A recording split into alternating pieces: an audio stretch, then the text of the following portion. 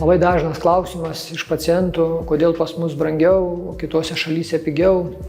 Viskas gerai, klausimas labai logiškas, tikrai galima rasti šalių ir gydytojų, kur tikrai nebrangiai būtų galima atlikti ir didelius restauracinius darbus, tačiau reikia būti sąžiningiems ir įvertinti keletą niuansų.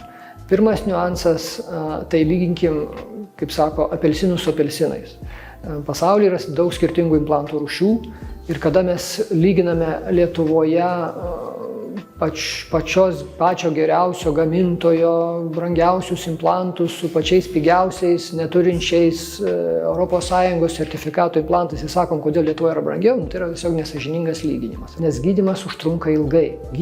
Implantų galima sudėti bet kur, bet labai svarbu, kas vykdys servisą, kas priežiūrą vykdys, nes implantai tai jau yra nebe dantų pasaulis, nebe natūralių dantų pasaulis, tai yra mechaniniai renginiai. Ir jie reikalauja priežiūros, ten gali kažkas atsisukti, kažką reikės priveržti. Tai Lietuvoje tai turi būti žinoma implantų sistema.